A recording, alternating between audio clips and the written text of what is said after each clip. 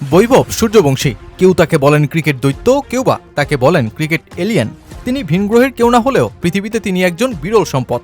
কিংবদন্তি অভিনেতা অমিতাভ বচ্চন, যার খেলা দেখে এক্স স্যান্ডেলে লিখেছেন যে ১৫ বছর বয়সে আমরা ঠিকমতো মার্বেল আর গলি ক্রিকেটও খেলতে পারতাম না, সেই বয়সে তিনি অসাধারণ এক সূর্য।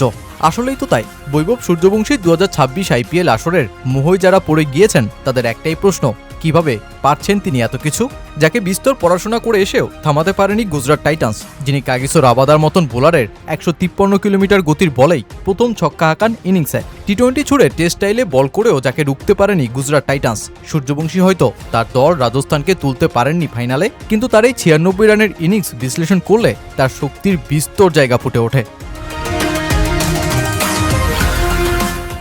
গুজরাটের বিপক্ষে সূর্যবংশী তার প্রথম ছক্কাটি হাঁকানোর আগেই রাজস্থান ২ গুরুত্বপূর্ণ উইকেট হারিয়ে চাপে পড়ে যায়। অতিরিক্ত বাউন্স আর গতি মিলিয়ে গুজরাট বোলারদের বল তখন আগুনের মতো ছুটছিল।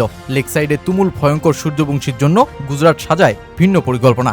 লাইনের ওপর দুর্দান্ত নিয়ন্ত্রণ রেখে শরীর লক্ষ্য করে নিয়মিত শর্ট বল করছিলেন মোহাম্মদ সিরাজ ও কাগিসো রাবাদারা। ফলে সূর্যবংশী তার চেনা রূপ ছেড়ে বেরিয়ে এসে দায়িত্ব নিয়ে বসেন। প্রথম বলেই যার ছক্কা হাঁকানোর নেশা, তার প্রথম ছক্কাটি এদিন আসে ১৪তম বলে।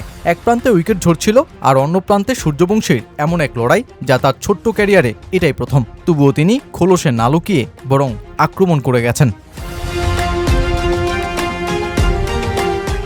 পাওয়ার প্লেতে মোহাম্মদ সিরাজ প্রতিনিয়ত হার্ড লেন্থে বোলিং করে যাচ্ছিলেন, যা ব্যাটারদের জন্য কঠিন এক পজিশন।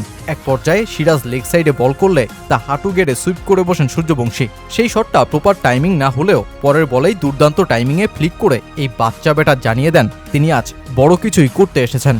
এরপর বড় চ্যালেঞ্জ হয়ে আসে কাগিসো রাবাদারও হার্ড লেন্থের শরীর তাক করা বোলিং। এই মৌসুমে ঠিক যেই লেন্থ রাবাদাকে উইকেট এনে দিয়েছে বারবার।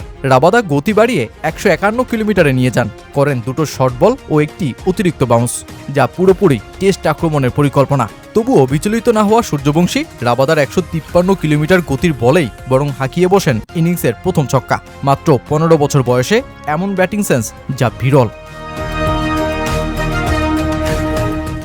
জেসন হোল্ডার বল হাতে উপস্থিত হন স্লোয়ার আর কাটার নিয়ে, তবে ধৈর্য ধরে তিনি বরং হোল্ডারের গতির বলেই আঘাত করার পরিকল্পনা করছেন। ৩১ বলে 50 ছোঁয়া সূর্যবংশী যেন এটা জানিয়ে দিলেন তিনি শুধু ছক্কাই হাঁকাতে জানেন না, বরং ম্যাচের পরিস্থিতি অনুযায়ী খেলতেও জানেন। যদিও 50 ছোঁয়ার পর ঠিকই নিজের চিরচেনা রূপে ফেরেন তিনি। পরবর্তী ৪৬ রান যোগ করেন মোটে ১৬ বলে। আর বয়সের দ্বিগুণ বড় ও বিশ্বখ্যাত বোলারদের কঠিন সব পরীক্ষা উতরে শেষ ৪ ম্যাচে ৩টা ৯০+ ইনিংস আর গোটা আসরে একটি সেঞ্চুরি তো সূর্যবংশীকে সত্যি ক্রিকেট এলিয়েন বানিয়ে তুলেছে, যাকে দেখে খোদ কম্পিউটারের ডেটাও সদুত্তর দিতে পারেনি বলটা কোথায় ফেলা যায়। এক আসরে ৭৭৬ রান, ২৩৭.৩০ স্ট্রাইক রেট, ৩২৭ বলে ১৩৫টি বাউন্ডারি, যার ভেতর ৭২টি ছক্কা, ৬টি 50+ ইনিংস, যার মধ্যে একটি ৩৬ বলে সেঞ্চুরি। আইপিএলের ১৮ বছরের ইতিহাসে মোটে ৪ জন ব্যাটসম্যানই ৫০০+ রান ২০০+ স্ট্রাইক রেটে করেছেন, যার মধ্যে একজন বৈভব সূর্যবংশী। ২০২৬ আইপিএলের দ্বিতীয় সর্বোচ্চ ছক্কা হাঁকানো অভিষেকের যেখানে ছক্কা সংখ্যা ৪৩টা, তখন সূর্যবংশীর ছক্কা তার চাইতেও প্রায় ৪০% বেশি। এমনকি তার ছক্কা সংখ্যা কোনো দলের মোট ছক্কার চাইতেও বেশি। আইপিএলের প্রথম ২ মৌসুমেই সেঞ্চুরি করা প্রথম ব্যাটসম্যান। এমন বহু কীর্তি করা সূর্যবংশীকে পেয়ে গর্বিত রাজস্থান, গর্বিত প্রধান কোচ কুমার সাঙ্গাকারা। তিনি তো তাকে দ্রুতই জাতীয় দলেও দেখছেন।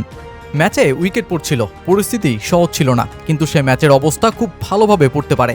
এত অল্প বয়সে তার এই পরিণতিবোধ সত্যি অসাধারণ। কেউ প্রস্তুত কিনা সেটা আসলে মাঠে নামার আগে পুরোপুরি বোঝা যায় না, কিন্তু বিশ্বের সেরা বোলারদের বিপক্ষে বৈভব যা দেখিয়েছে তাতে আমি মনে করি যে কোনো চ্যালেঞ্জ গ্রহণের জন্য সে পুরোপুরি প্রস্তুত।